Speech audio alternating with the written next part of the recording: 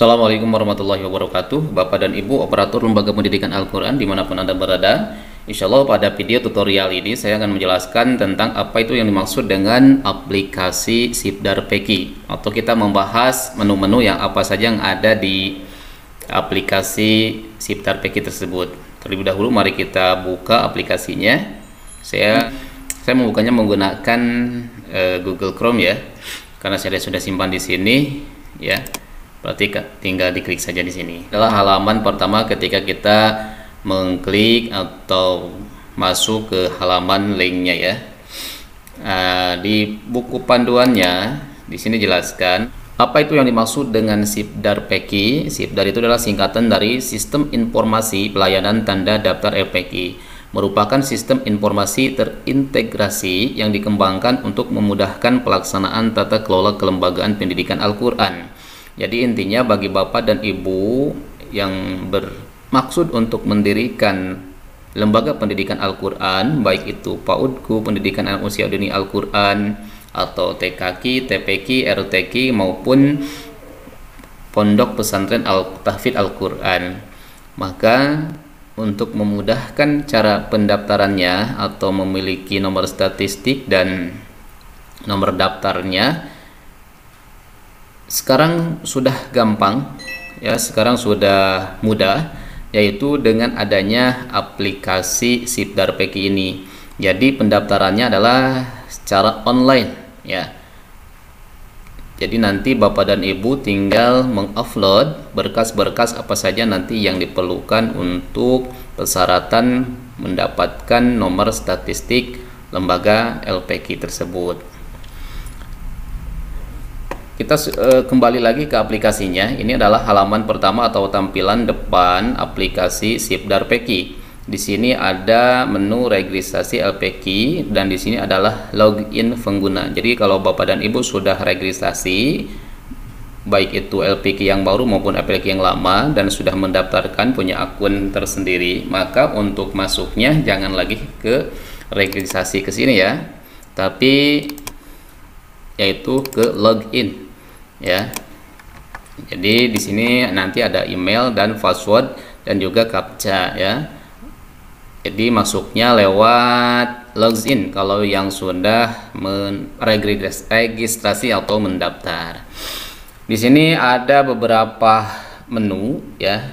Ada arsip dokumen, tapi mohon maaf arsip dokumen belum tersedia. Ada panduan dan tutorial, termasuk panduan yang ini Bapak dan Ibu kalau belum punya bisa di-download di sini ya. Coba klik di sini, kemudian download ya, seperti itu. Kemudian ini ada SK dan peraturan, tapi di sini mohon maaf SK peraturan belum tersedia ya. Dan di sini juga ada informasi. Ini masih halaman depan ya, masih umum lah. Jadi siapapun yang membuka link ini walaupun belum login masih bisa mengakses menu-menu yang ada di halaman depan ini. Di menu informasi ada 4 submenu ya, mulai dari direktori data. Kita klik, coba ada apa isinya. Di sini di buku panduan ada menu, beberapa menu umum yang disediakan adalah menu informasi. Pada menu ini terdapat 3 submenu, bukan 3, harusnya 4 ya. Pertama, direktori data, pengumuman, prosedur tentang, dan yang keempatnya adalah tentang Sibdar. Di sini ada menu informasi yang dapat diakses oleh pengguna umum. Pada menu direktori data berisi daftar LPK secara nasional yang dapat diakses oleh siapa saja. Masyarakat dapat melakukan penelusuran data LPK pada menu ini. Data LPK dapat difilter berdasarkan wilayah, provinsi, kabupaten, kecamatan hingga desa. Pengguna juga dapat melakukan pencarian menggunakan nama LPK. Kita coba ya. Di sini provinsinya saya Jawa Barat, kemudian kabupatennya Cianjur, kecamatannya Sukaresmi. Kemudian saya coba di Desa Ciwalen ya. Desa Ciwalen, kita tampilkan data. Ternyata setelah saya coba, khususnya LPK yang ada di Desa Ciwalen, ternyata yang tampil bukan hanya LPK yang ada di Desa Ciwalen saja, tapi ini masih campuran dari beberapa desa. Berarti menu ini belum bisa diakses ya. Tapi coba kalau desanya kita semuanya sajalah. Betul, yang tampil di daftar ini adalah LPK yang ada di wilayah Kecamatan Sukaresmi. Dan di sini juga bisa mencari sesuai dengan nama lembaganya. Misalkan saya cari lembaga saya.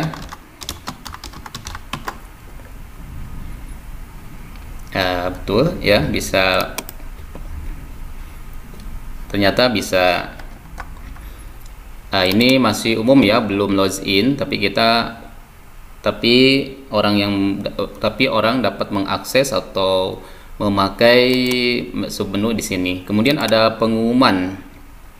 Di sini ada pengumuman, salah satunya permohonan update data PAUDku tahun 2022. Kita lihat berkasnya, ternyata masih kosong, belum tersedia.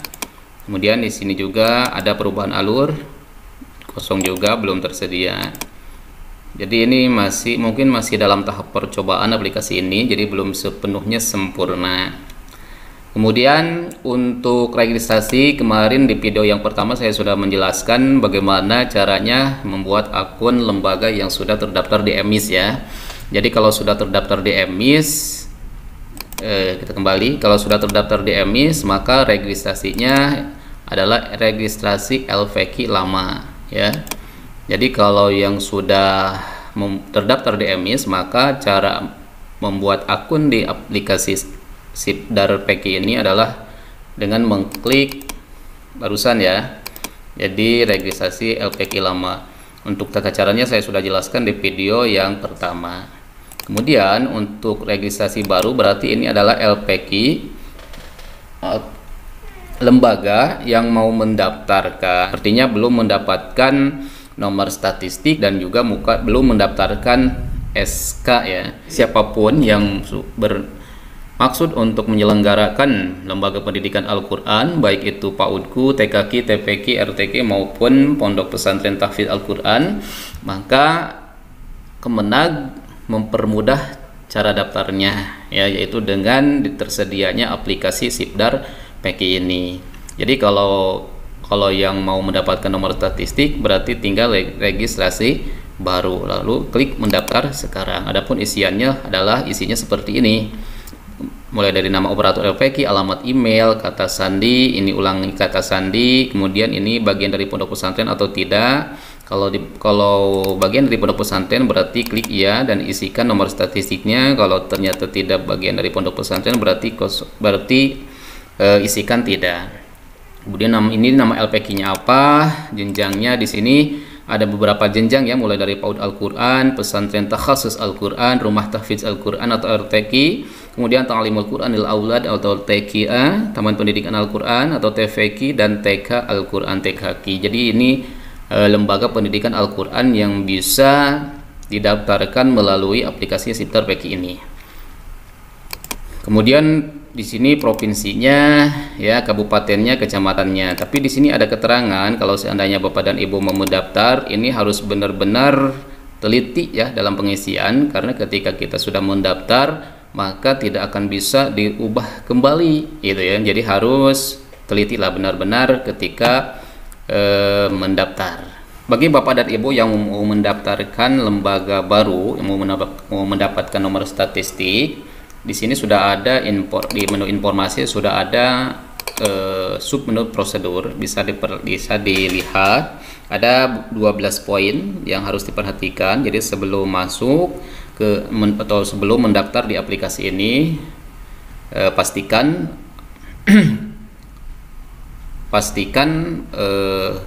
ke 12 poin ini sudah ada berkasnya ya, untuk nantinya di-upload di halaman-halaman berikutnya ketika kita mendaftar, mulai dari surat permohonan tanda daftar, profil LPK, susunan pengurus, dan seterusnya. Ini sebetulnya tidak beda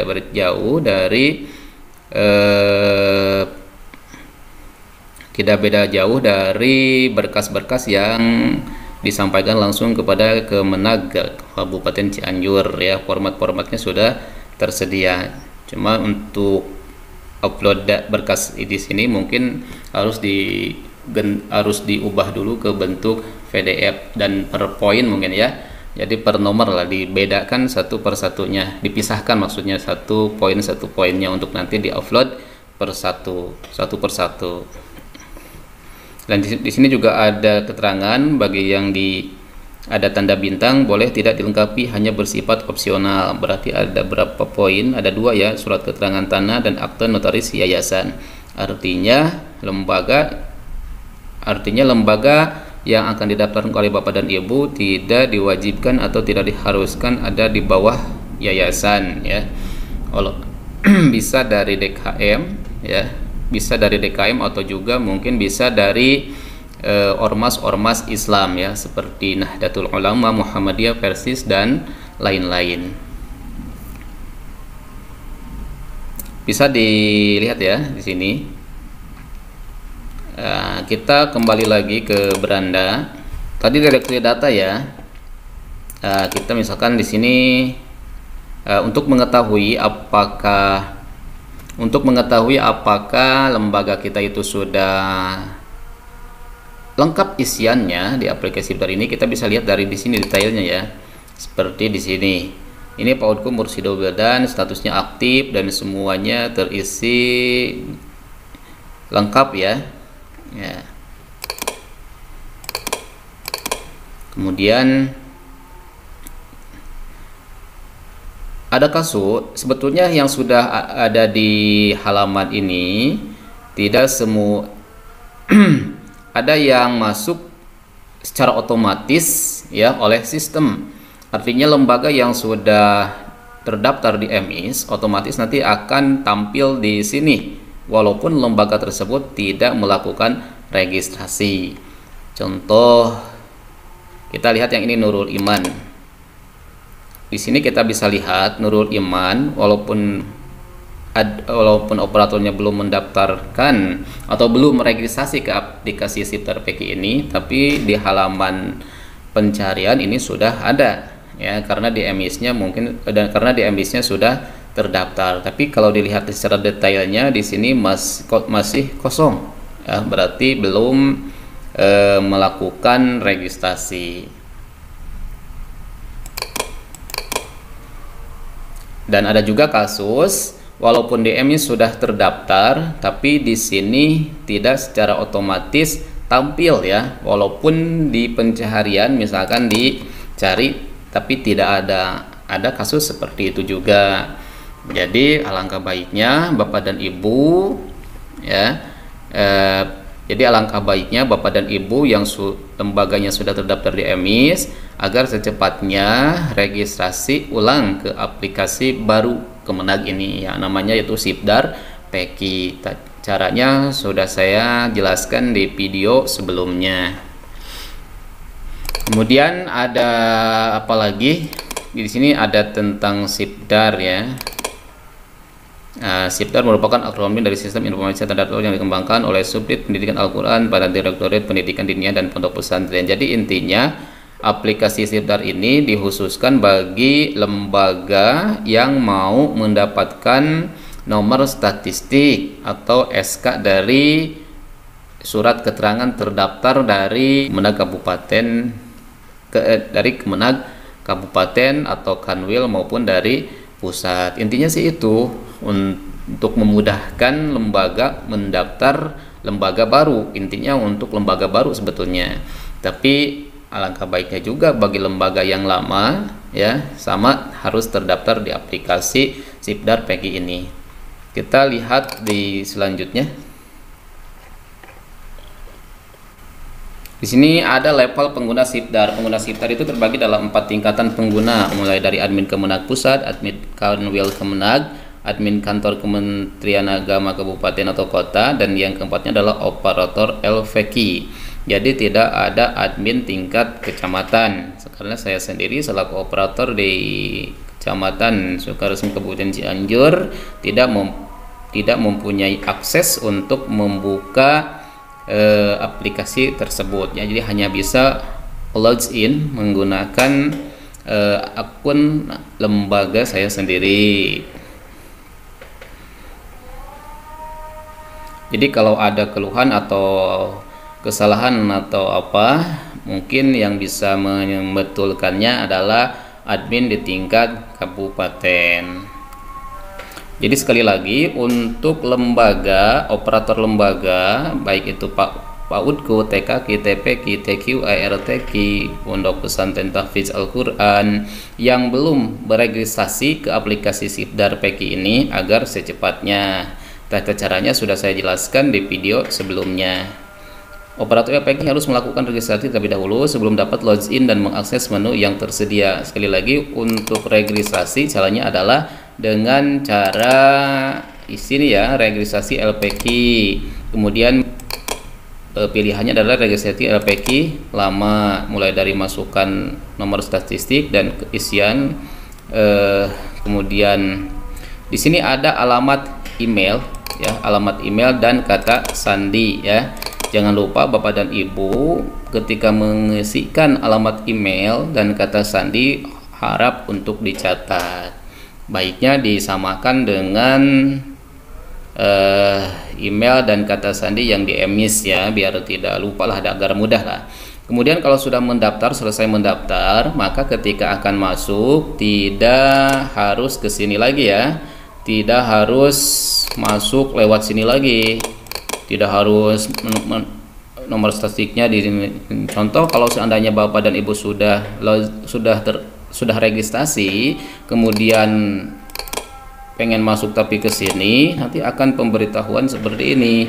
Mohon maaf, LPQ yang dimaksud telah dikelola oleh Asep Suherman. Ya, karena sudah terregistrasi, sudah terdaftar, maka caranya tidak bisa lewat sini lagi. Maka caranya adalah dengan cara login di sini ya. Mulai dari masukkan email yang tadi ketika di sini nih, email ketika memasukkan di sini ya. Jadi email lembaga di sini ya. Email lembaga, kemudian di sini harus memasukkan password, berarti password yang dibuat di sini ya. Walaupun password ini tidak sama dengan yang di-emis, sebetulnya tidak jadi masalah, tetap bisa. Jadi ini password baru sebetulnya ya, password untuk masuk ke aplikasi Sibdar ini ya. Kemudian masuk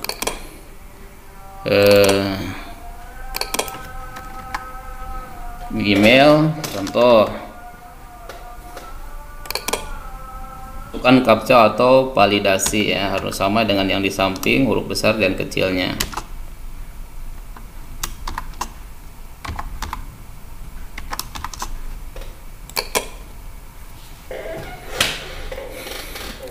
Kalau kita sudah login ke aplikasi Sibdar ini dengan menggunakan email dan password yang dibuat ketika registrasi, maka di sini ada nama operatornya ya.